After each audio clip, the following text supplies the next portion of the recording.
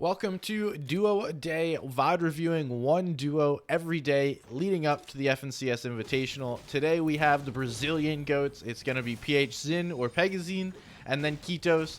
These guys have been playing really well. They won the first Elite Weekly Finals. I would have watched that or some games from it, but unfortunately the map had changed and it's a little buggy. So we're going to be watching the Elite Cup. This is a game that they are going to do pretty well in, so we'll see exactly what they do.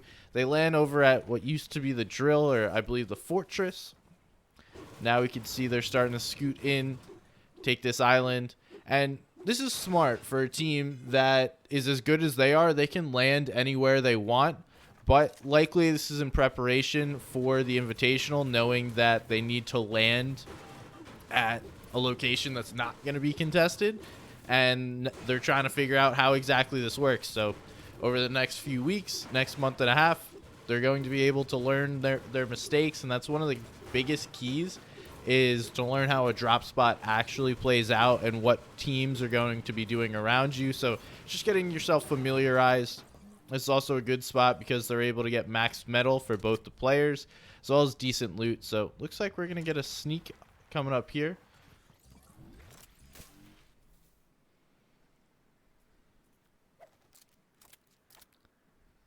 Phzin waiting for the right shot. Kitoz is a little ways away, but interesting. This is good patience. His duo's now sneaking up the backside. Don't necessarily know that he's sneaking. Get a couple of shots in there and then probably just back off. This is all for Storm Surge. And this is interesting by Phzin because a lot of the best players in the world do exactly what he did, is wait for the right shot, not necessarily the first one. A lot of times players are just simply taking the first shot and then dealing with the repercussions of maybe only getting one or two tags in. He was able to get a decent bit. Now we see he's going to prioritize the chili chug splashes as opposed to getting a sniper and a better shotgun. I'm interested to see if he actually wants this Ranger shotgun or this is going to be a because I haven't found anything else. We see Kitoz holding that gray prime, so clearly he's going for the prime. That's what I think is currently the best shotgun, although we may see some new things. So let's speed this up. These guys just taking this balloon. This is a really good spot to chill. You have that movement of the balloon. We do see they are going to get involved in a fight, but from a distance. So this is smart again, not fully diving into this fight, allowing it to take place, understanding what's going on. And they're coming in with a pinch here. So we can see Kitoz is from the backside. He landed on one side. So what they're doing here is they are pinching from both directions. Likely, we're going to see the fire coming through from Phzin, and that is going to force the team right into Kitoz. And that's exactly what happens. Now he just needs to be careful because Phzin is by no means any scrub of a player. So we see firing from a box away, keeping their distance, just putting pressure on. And right now, this is one of those moments where it's like, all right, if we can get some big tags in this, we'll continue to push. If not, all right, cool. We'll just take the elim that we got stealing from you guys, and we'll get out of here. Again, smart. Don't overcommit yourself. Understand there's really good players in this lobby. And these guys are just chilling. And then preemptively building space out. Unfortunately, what goes on right here is they are... Excuse me. They are smack in the middle of a zip line, which has caused them problems. So all the builds they just built are wasted. We see Persa. Where's Phzin? Oh, he's back there. Breaking all the builds. And then those guys going to decide, all right, yeah, it's probably not worth it either. Although they are going to sit here and do that same kind of just fire back. We see this a lot from teams. They'll start shooting at different angles, trying to put pressure on, see if they can get some tags.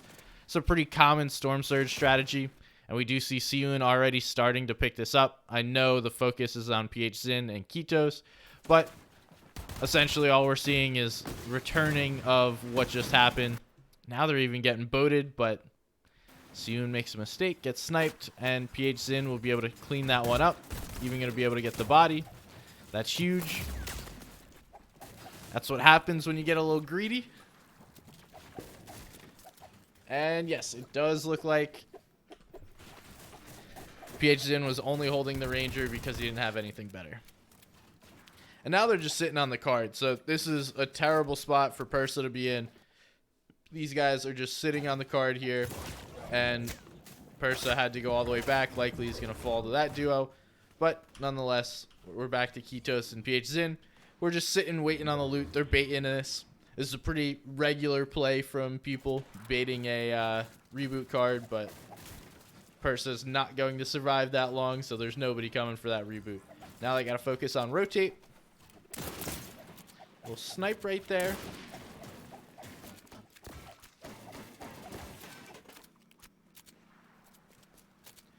And this is pretty much the standard loadout that we're seeing is hammer and the sniper. I've seen a lot more of the burst or the Evochrome AR.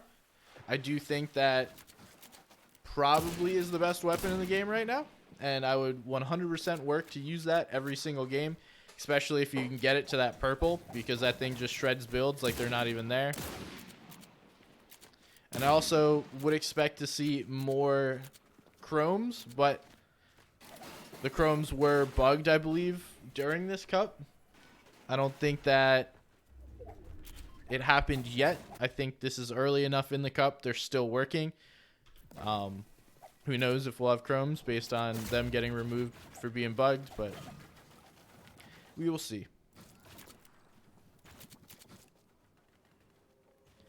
Now they're just waiting. We see zone. The south side's going to play heavy. A lot of teams are going to try and get up here on the lagoon. And then a little fight for that spot in the center. These guys are pretty much in here. Just waiting in a bush. This is pretty common. And with snipers and the way that hammer ARs are as accurate as they are, you're not peeking bushes. It's just not a smart play. Because the players can see you, you can't see them. There's pretty much no reason to be doing that.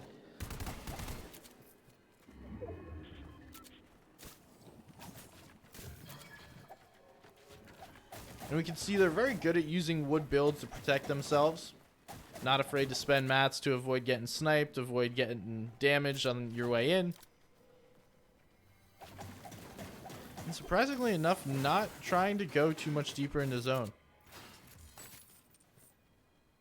So, a little upgrade here. Using the key.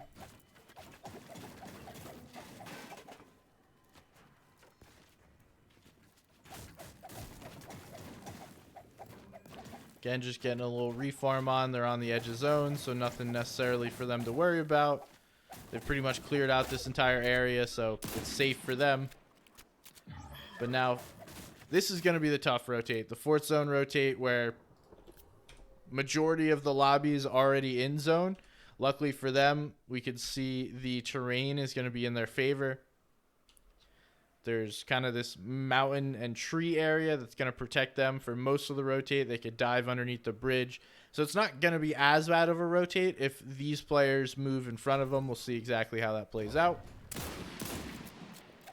And players are starting to move already.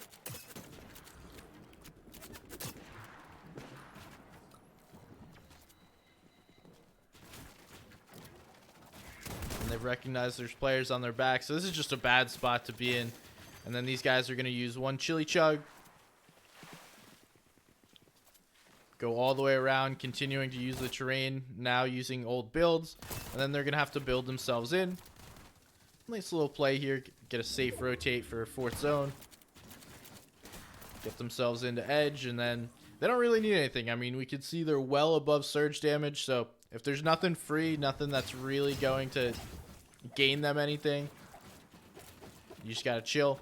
Now, this is a play where it's like, okay, this team is too close to us.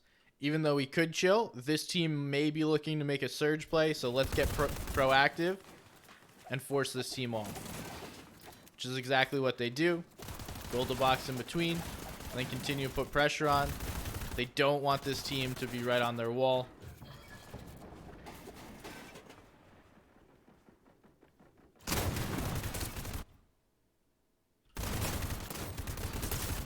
Pre-edits coming through. That was pretty solid. Little pre-edit play right there. We'll go back, watch that again without being in two time.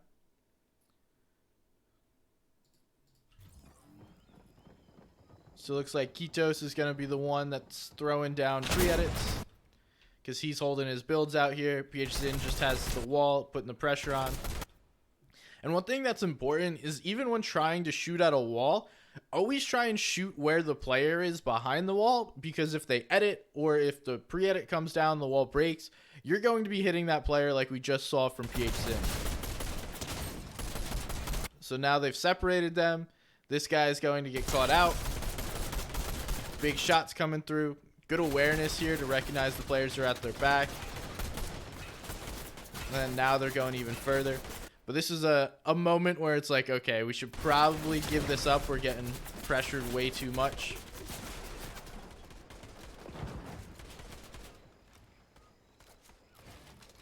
And they've pulled 5th zone, so they can continue to look and search for this team.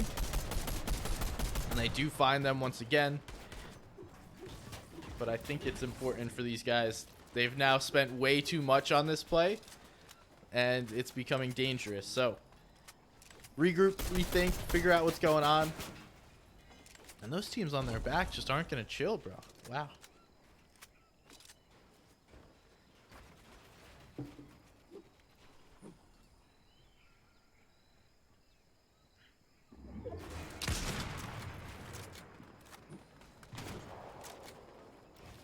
Dude, the snipes on rotates here are just ridiculous. If you make one wrong move, you're just dead.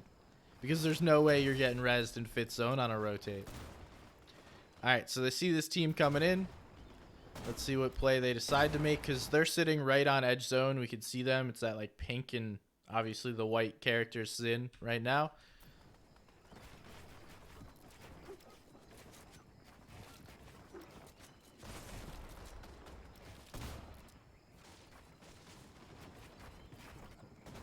And, oh, he almost got him. Damn. If that player doesn't jump, he falls right down. It's an easy elim. The problem with that, though, is Phzin's 150 HP, and Kitoz was not with him during that play. So they honestly got lucky that that player did not fall in their box. Little proactive splash. Make sure they can move. What they're going to do is move ahead into this dead area.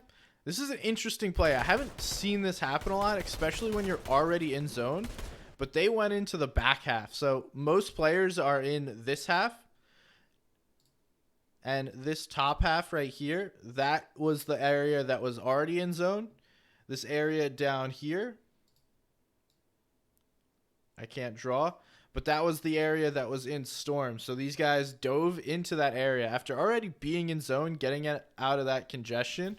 Interesting play. I'm curious as to why they do that. Does wind up paying off because they are the closest team to this zone now. So maybe they got the zone hacks or something. Nonetheless, they're still splash, so they're going to get themselves to front side. Looking to play ulti low here. And there's a team that does that as well right next to them.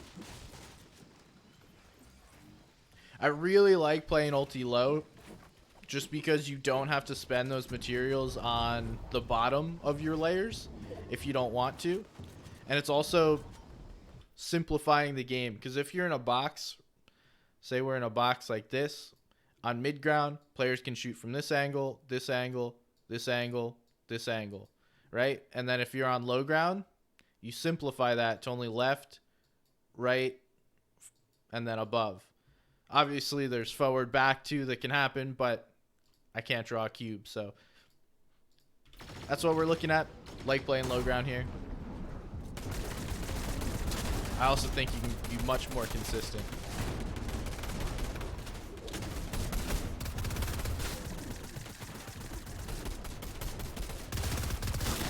Looking to make a play right now. That guy's clueless.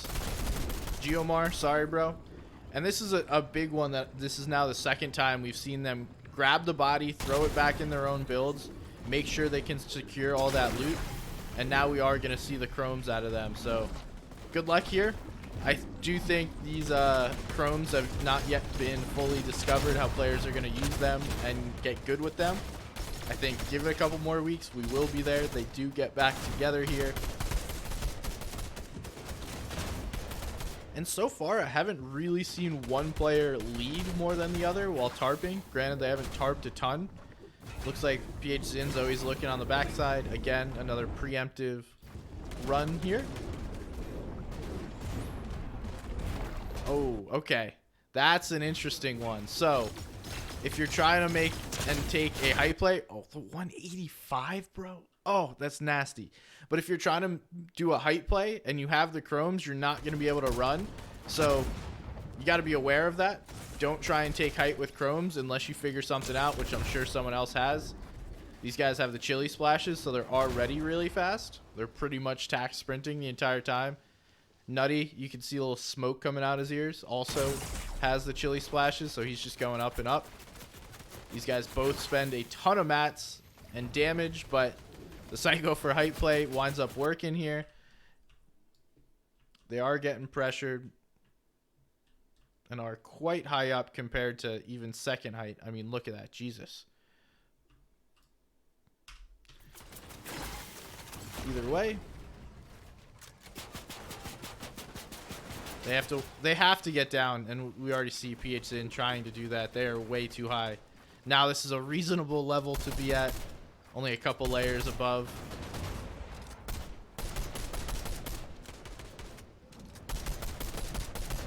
And this is just the simple spray down, fire away.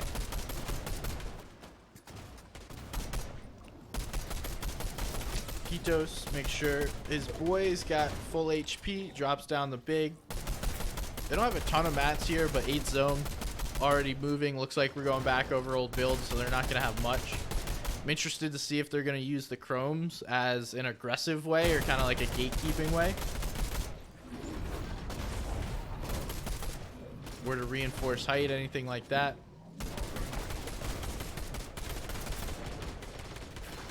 Kito's already starting to get on the heads of players. Boom, there's one.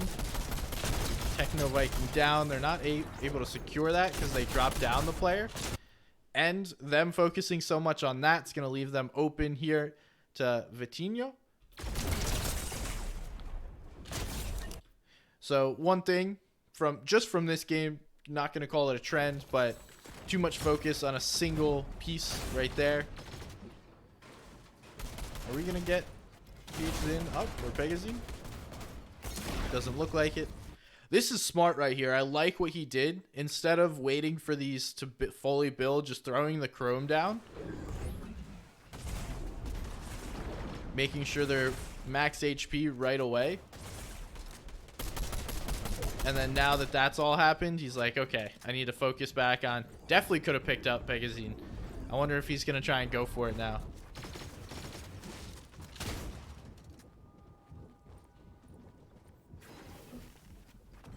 No.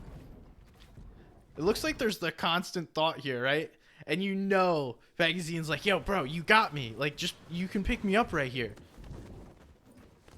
And eventually that wins out. And they are going to go for the res. This is very surprising. And a little bit of luck involved here. Nobody was on their back. Nobody was pressuring high ground. And again, nice play right there. Immediately throwing the chromes down on the builds to protect them. They're running low.